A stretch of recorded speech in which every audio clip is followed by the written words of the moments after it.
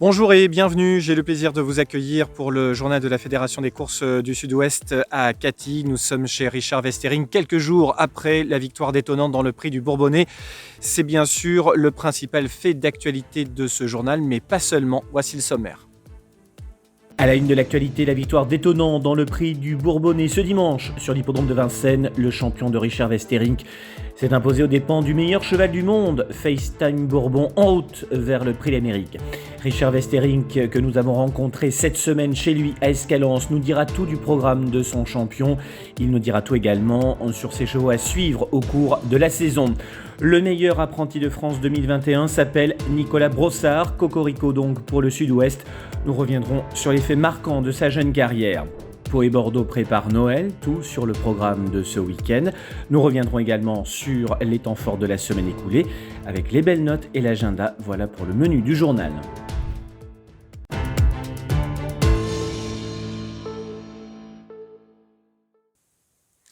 À la une de l'actualité, donc, la victoire détonnante dans le prix du Bourbonnais. Deuxième épreuve préparatoire au prix d'Amérique. Il a battu celui qui est considéré comme le meilleur cheval du monde actuellement, FaceTime Bourbon. Nous sommes partis à la rencontre de Richard Westering quelques jours après la victoire de son champion dans cette deuxième qualif.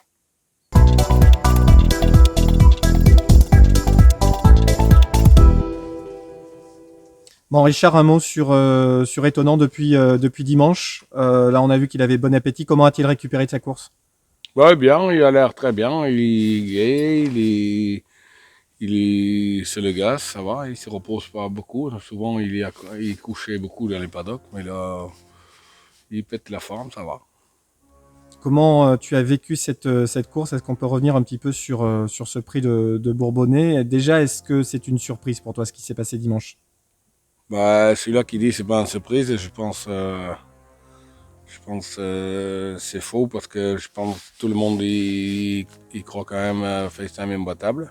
Bon, quasiment imbattable, il n'y en a pas un cheval imbattable, mais quasiment imbattable. Et bon, moi j'étais dans la tribune et puis au milieu de droite, j'ai commencé à croire, quoi. Et puis oui, ça fait un peu de surprise quand même. Hein. Il y a des chevaux comme ça. Vu l'autre, il est pris quand même deux longueurs à peu près. J'ai dit, il faut quand même la chercher. Mais bon, ils ont fait course, hein, parce qu'en descendant, ils sont descendus, ils ont fait un effort, tous les deux. Ils sont roulés vite. Et puis après, bon, c'est une bataille, quoi. Il est dur quand même, étonnant. Donc, avec une bataille... À l'intersection des pistes, quand tu vois FaceTime Bourbon partir, tu te dis on sera deuxième, c'est pas mal, ou tu penses que le tien peut aller le chercher? Ben, c'est sûr, hein, j'ai regardé étonnant, j'ai dit il peut être deuxième, après je cherche l'autre quand même, parce que j'en avais Frisbee dedans. Et bon, il n'est pas qualifié encore, mais il se trouve un peu loin. Après, j'ai dit dans le sortant de dernier virage, j'ai dit, il n'est pas si loin que ça. J'ai dit peut-être, on va voir. Et puis quand je l'ai vu sortir et prendre des distances, j'ai dit, ça peut peut-être le faire. Je commence à voir Anthony qui commence à bouger. Souvent, il ne bouge pas parce qu'il tient les guides pour prendre la deuxième. La dernière fois, il tenait les guides pour avoir la deuxième place. C'était déjà pas mal. Et là, je le vois actionner. J'ai dit, il y croit aussi, donc c'est bien. Et ça allait au bout, quoi. Qu'est-ce qu'il t'a dit, Anthony, en descendant de Sulky? Ah, il a dit, c'est beau. Ah oui, j'ai dit, c'est beau, c'est magnifique. Au moment du passage du poteau, est-ce qu'on réalise qu'à ce moment-là, est-ce que tu réalises à ce moment-là que tu bats probablement le meilleur cheval du monde? Ah oui, c'est surtout, on a eu un peu d'émotion après parce que c'est beau. Des fois, les courses, c'est très dur des fois, mais des fois, c'est super beau et surtout des moments comme ça, c'est super chouette, quoi. Alors, quelle va être la suite de son programme maintenant? Est-ce que tu continues sur les épreuves préparatoires? Qu'est-ce que tu décides de faire? Non, normalement, il court à Bordeaux, à 50 mètres, dans le Grand Prix.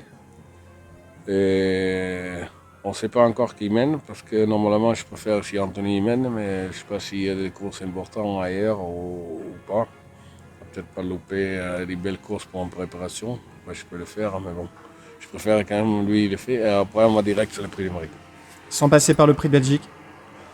Ouais, normalement, aujourd'hui, je dirais on ne courra pas le prix de Belgique. Bon, après, On va voir. Mais aujourd'hui, j'ai dit on va aller direct dans le Prix d'Amérique parce qu'après, il y a Prix d'Amérique, Prix de France, Prix de Paris à intervalle de 2 semaines. Il faut peut-être garder un peu de fraîcheur. Et c'est sûr, c'est que le Prix d'Amérique à la base qui compte, mais les autres, ils sont belles aussi. Du coup, on est en droit d'y croire là. Ah ben c'est sûr. Je ne crois pas en battant FaceTime Bourbon la dernière course. On a le droit de croire. Après, si on réussit, attends, faut pas oublier. C'est un super cheval et il y a un super entraîneur derrière, un super pilote. Il va peut-être faire une petite erreur là, mais je pense pas. C'est des mecs qui sont intelligents quand même, donc je pense qu'il ne verra pas les mêmes erreurs la course après. Donc, après, c'est un prix d'Amérique, c'est la guerre, il ne faut pas perdre la tête et tout. Mais bon, ils ont tout pour. Ils ont déjà vaincu plusieurs fois. Bon, Eric, peut-être pas de prix d'Amérique, mais Sébastien, oui. Sébastien a plusieurs fois. Donc, il sait de préparer ses chevaux comme il faut. Donc, et en plus, il a un avantage, c'est peut-être le meilleur. Donc, c'est c'est dur à croire. Il se fait battre comme ça. Il ne va pas dire là, il est battu, on va se laisser battre dans le Prix d'Amérique. Qu'est-ce qui a changé chez Étonnant au cours de l'année qui vient de s'écouler? Comment tu l'as vu évoluer? Je pense à Anthony aussi. Bon, il y a toute l'équipe qui fait un bon boulot avec, mais le cheval, il est calme, il est plus maniable, tourne mieux, il perd moins de temps dans le dernier virage. Et oui, surtout en maniabilité, il gagne quand même beaucoup. Donc, c'est important. Le cheval, il progresse encore. C'est très important. Et la dernière année, il a beaucoup progressé à cette chose-là. Là. Donc, maniabilité, c'est vraiment important pour un cheval comme ça parce qu'il n'est pas très pratique quand même avant. Maintenant, c'est de mieux en mieux. On peut faire un comparatif avec Imoko, c'est compliqué. Mais de comparer les chevaux, c'est toujours compliqué. Par contre, quand tu vois, c'est 2 chevaux de train, 2 chevaux très durs, et qui lâchent jamais rien pour finir. Après, les derniers virages, c'était pas. Bah, à la fin, Timoko, oui, mais au début, c'était pas trop son grand sport non plus. Sortant dernier virage à Vincennes, il avait toujours des moments qu'il perd. Après, caractère. Ils sont à peu près le même caractère, sauf étonnant, il est un peu plus chaud. Il fait plus un peu de macho, quoi. L'étranger, t'y penses aussi avec lui? Ben, l'année dernière, non. Et maintenant, ça commence à chatouiller. Mais bon, ça, c'est pas dit encore parce que est-ce qu'il est fait pour les petites pistes, je sais pas. Il faut passer l'hiver déjà et il faut passer par le Prix d'Amérique. Voilà, c'est sûr. Il y a des 3 belles courses à courir. On parle que de Prix d'Amérique, c'est le plus important, c'est sûr. Après, quand même, Prix de France, Prix de Paris derrière, c'est quand même des belles courses à courir, il ne faut pas oublier. C'est sûr, on pense et parle toujours au Prix d'Amérique, mais bon, il faut être à jour J, il faut être bien. C'est pas toujours évident. Maintenant, on est positif, on y est, on va essayer quand même. Et dans les box de Richard Westerink, il n'y a pas qu'Étonnant, il y a aussi Idéal sans Leandro, d'autres chevaux également qui sont à suivre dans les jours prochains. On vous parle notamment du Critérium, on écoute.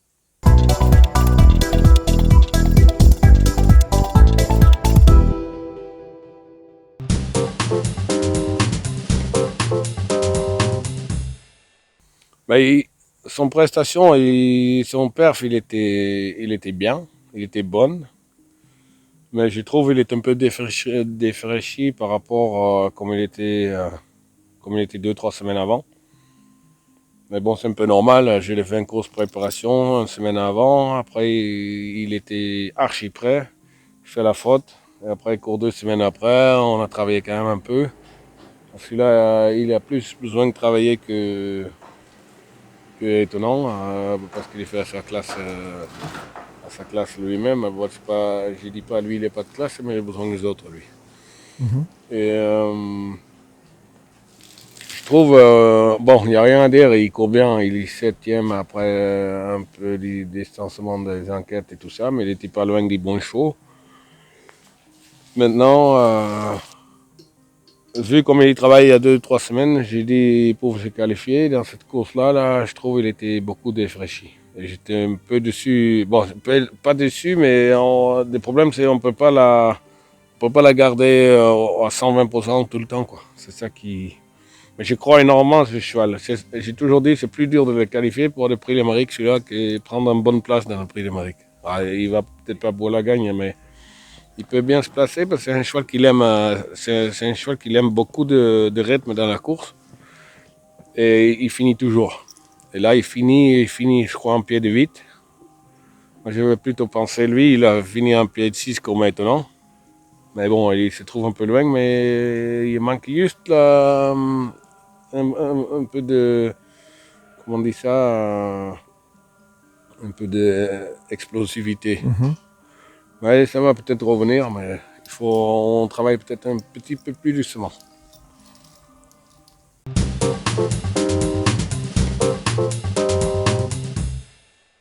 Ouais, de courir bien et prendre un bon place. Moi, je pense on n'est pas beaucoup plus ridicule que les autres. À part 3-4 chevaux, là.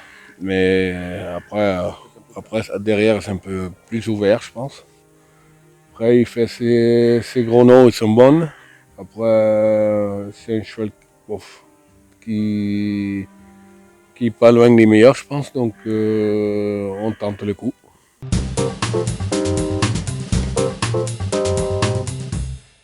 Il a brillé à Vincennes et puis le cheval il fait tous les gros noms des bons chevaux. Après il a marché déjà plusieurs fois 13. Ouais, il faut tenter des fois. J'aime les challenges donc après il n'y a pas grand chose à courir. Il y en avait une belle course là, il est parti au galop. Donc,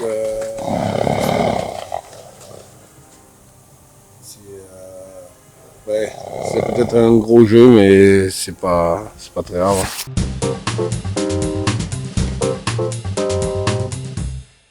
Bon, je l'avais préparé pour dimanche, mais bon, il est parti au galop. Donc là, il était prêt. Donc cette semaine, il ne va pas faire grand-chose. Il va faire un boulot demain à trois petits intervalles. Et après, on ne fait rien avec. Mais vu comme il est frais, il va pas être très fatigué quand même. 3, c'est peut-être dur. S'il est dans les 5, je suis très content.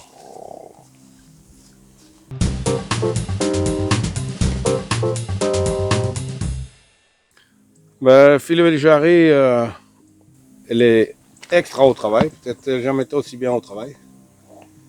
Donc c'est un peu mal passé dernièrement. Ils font un peu de rythme aussi dans les courses. C'est dommage. Après, elle va s'attraper, je pense, parce que c'est un cheval qui a un gros moteur et beaucoup de classe, un peu caractériel, mais ça va. Et je crois un peu à ce cheval. Je crois un peu.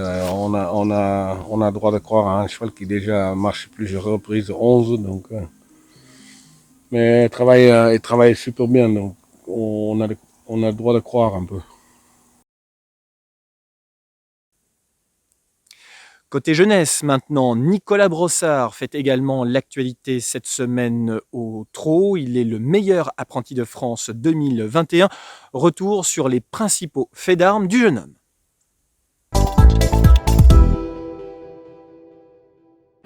Un podium des apprentis 2021 dominé par le Sud-Ouest sur la plus haute marge, donc Nicolas Brossard qui totalise 229 points, 17 victoires, 20 places de deuxième, 31 troisième place, 22 quatrième place et 26 cinquième place.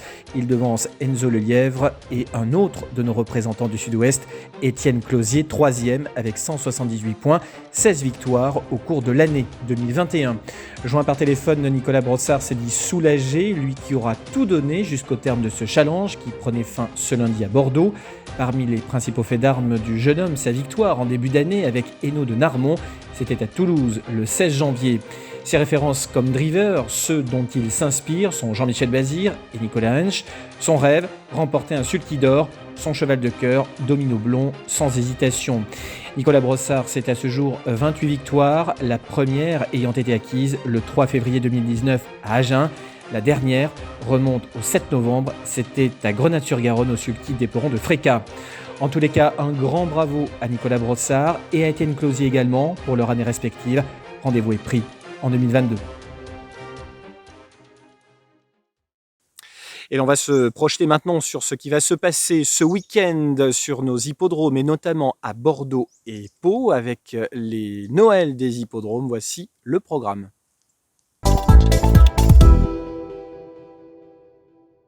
Ce dimanche 19 décembre aura lieu la dernière réunion de course sur l'hippodrome de Bordeaux-le-Bouscat. Au programme 7 courses au trot avec un début des opérations à 14h et la première course, le prix de l'hippodrome de Cagnes-sur-Mer prévu à 14h30.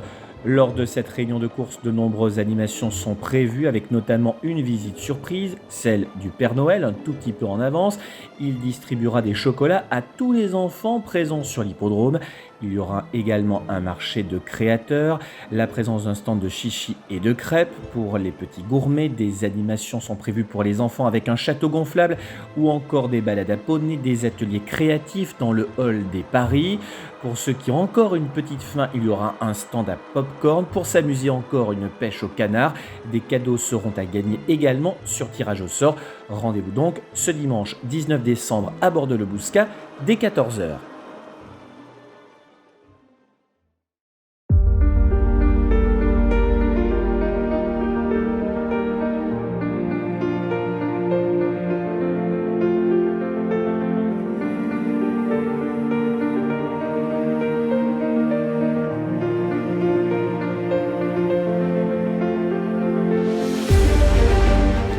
À Pau, on lance les hostilités dès 11h ce dimanche 19 décembre avec 6 courses à obstacles et 2 courses de plat et de nombreuses animations sont également au menu côté jardin.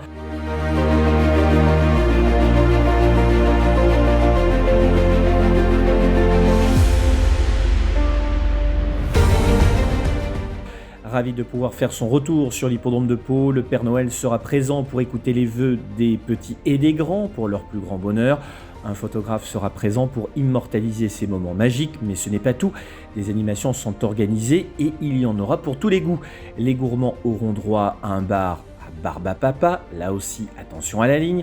Les créatifs fabriqueront leur décoration de Noël, les intrépides bondiront dans un château gonflable, les cavaliers découvriront l'hippodrome à dos de poney et les apprentis magiciens pourront s'exercer sur un stand de tir magique.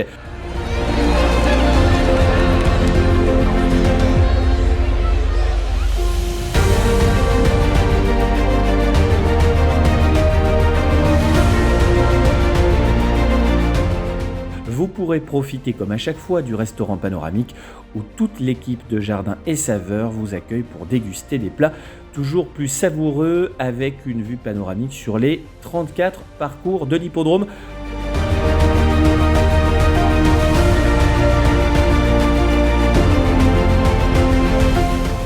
Rendez-vous donc ce dimanche sur l'hippodrome du Pont-Long à partir de 11h pour le Noël de l'hippodrome.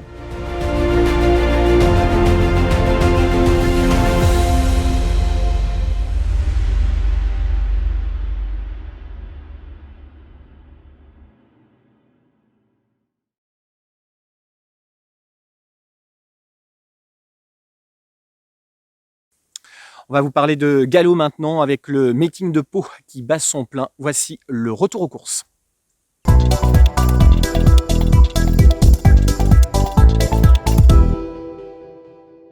On attaque Serac avec Toulouse, samedi 11, 2 belles notes, notamment chez Léhi. Le Chavat Irati Duhem se joue de son numéro 14 en deuxième ligne derrière l'autostart. Bien à l'abri dans le dos des leaders, le fils de Blue Pass jaillit dès qu'il a l'ouverture. Il ouvre son palmarès pour sa 6e sortie publique. Il confirme tout le bien que l'on pensait de lui le matin.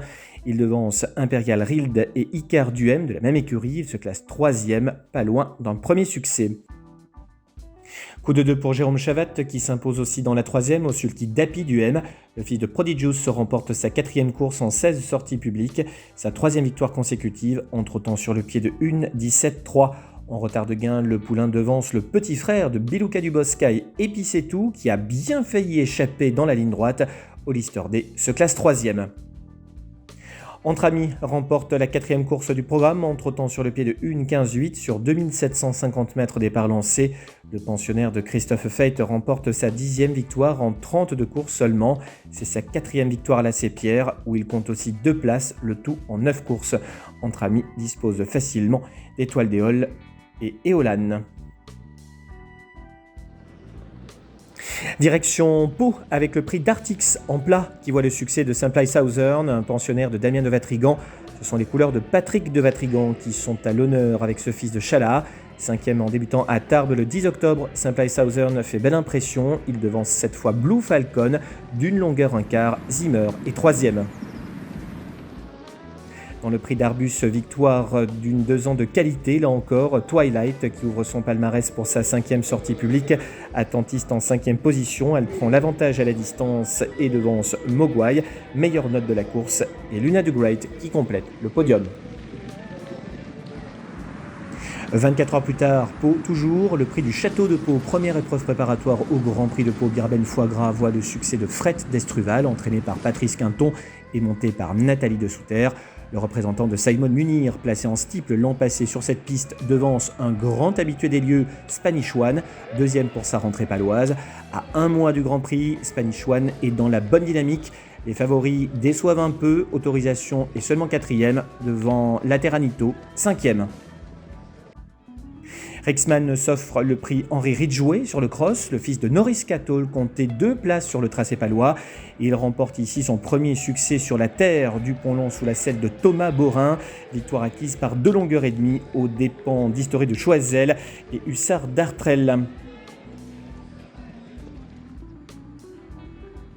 Enfin, dans le prix de Buros, victoire attendue de Fira par 8 longueurs d'avance et coup de 2 pour Nathalie de Souter.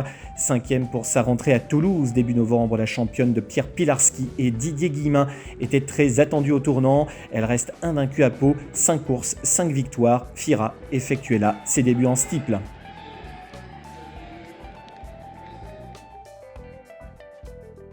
On passe à Grenade-sur-Garonne. Il y avait le Grand Prix de la communauté de communes ce dimanche. Il est l'apanage de Grappa de Brie qui fait afficher une 16-8. 6e victoire en 23 sorties pour la pensionnaire de Damien Lézis qui s'impose aux dépens de Grazia Dubélé et Goguette. Lundi 13, il y avait course également sur l'hippodrome de Bordeaux-le-Bouscat, avec notamment en point d'orgue le Grand Prix de Noël qui voit le succès de Fakir Mérité. Fakir Mérité, le petit champion du Sud-Ouest de Franck Marty, a battu pour la 50e édition de ce Grand Prix de Noël le record en trottant sur le pied de 1,13,5. L'ancien record appartenait à King Cirker, c'était en 2019. Au cours de cette réunion, dans la deuxième course, le prix de Margot, le deuxième Apache de Bordas, qui aurait rapporté 152 € gagnants, a fait afficher, tenez-vous bien, 329,30 € placés pour 1 €, soit le record au Bouscat pour une mise placée. Un seul parieur, un propriétaire éleveur qui avait misé 3 € a raflé la mise. Joyeux Noël à lui. Enfin, ce mardi, le quintet et l'apanage d'Être Rouge sur l'hippodrome de Pau. Être Rouge qui s'impose par la bagatelle de 6 longueurs. La semaine passée, Ervan Graal avait annoncé la couleur. Una Grande Storia est 2e devant Alex Dupin, Eyeliner Great et Okusai Valis qui prend la 5e place, soit le quintet 4, 16, 5, 12 et As qui rapporte 158 000 € pour 1 €. Quant à Ervan Graal que nous avions rencontré la semaine dernière, il vous a tout simplement indiqué 3 gagnants, Être Rouge, Eden Biway et Rixman. Un grand merci à lui. Place aux chevaux à suivre et à l'agenda. Beaucoup de chevaux ont été repérés pour vous par la rédaction. C'est parti. En ce qui concerne les courses plates, vous pouvez suivre en confiance Hilary de l'écu Indy, Blue Falcon, Bullish Ball, Mogwai, Narvez, Noël et Michel qui viennent de faire l'arrivée dans un mouchoir de poche, dans un handicap et qui peuvent être repris en confiance. Du côté des trotteurs, 2 I nous ont plu cette semaine. Imhotep de Fredlo, entraîné par Frédéric Closier, et Aaron Boquin pour l'entraînement de Jérôme Chavat. Et en obstacle, vos prochains gagnants, on l'espère, sont Oranta, Fira, qui a fait belle impression pour son retour à Pau, Harry Conti, Fences, Jessie Ressel de Quietman et Eyeliner Great.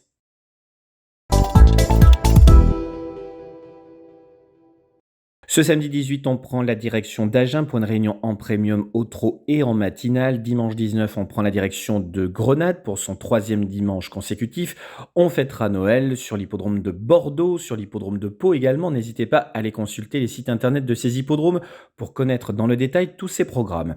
Vendredi 24, jour de réveillon, on prendra la direction de Pau. Et le lendemain de Noël, on prendra la direction de Montauban pour la toute dernière réunion de l'année. Voilà pour l'essentiel de l'actualité. Je vous souhaite de passer une excellente semaine. À jeudi prochain pour de nouvelles aventures. Salut.